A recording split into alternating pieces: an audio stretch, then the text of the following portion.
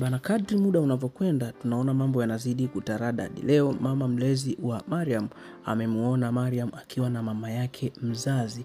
Kitu kile kilimfanya ashangae sana na kumwambia dereva wake asimame ili aende akashuhudia anachokiona ni kweli ama ni uongo. Lakini yule mtoto mkubwa wa mama yake mlezi wa Mariam anageuka kuwa kikwazo kwa Basma baada ya kumuona Mariam na Basma, na akawa hatamani kabisa kuona Mariam akipata mtoto kabla yake yeye, kwa sababu leo ilikuwa ni siku ya harusi yake. Lakini leo kuna kitu ambacho kinaweza kaenda kutokea, kitu ambacho sio cha kawaida, au kitu hicho kinaweza kumsababisha Mariam akaingia matatizoni, kwa sababu leo ni siku ya harusi ya dada yake.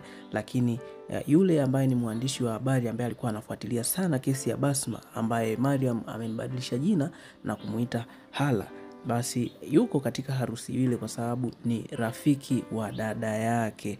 Kwa hiyo jambo hilo linaenda kutokea na linafanya kila mtu aanze kuwa na wasiwasi. Kwa sababu baada ya kutoka pale, tunaona mama mlezi wa Mariam anamuita Mariam na kumwambia huyu ni nani? Akamwambia huyu ni mwanangu.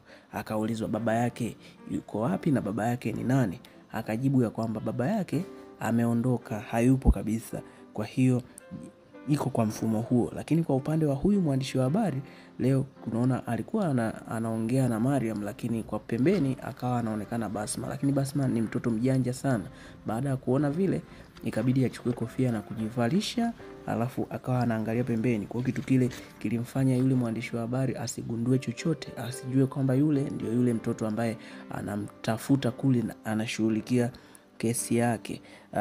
Lakini kwa upande wa mama yake Basma, yeye bado anaendelea kuteseka na jambo hilo ambalo limetokea, na leo amerudi kituoni, na baada ya kurudi kituoni amerudi kwa kushinikizwa na mume wake. Akaambiwa aende akaifute kesi, lakini baada ya kuwaambia polisi kwamba kesi hiyo inatakiwa kufutwa, polisi walichokijibu wakasema kwamba wataipeleka kwa mwanasheria ambaye anahusika na mambo ya upelelezi. Kwa hiyo moja kwa moja atajulikana tu mtoto kama amekufa kweli ama yuko hai. Lakini kwa upande wa baba ambaye ni mume wa mama yake Basma, yeye alikuwa hataki kabisa, hata kama mtoto yuko hai, hataki kabisa ijulikane, kwa sababu alikuwa anajua kama itajulikana basi atajikuta anaingia matatizoni tena, kwa sababu yeye anaonekana kwamba ni mtu ambaye amesababisha matatizo makubwa sana kwa binti huyu mdogo, mpaka kupelekea akaamua kuondoka kabisa.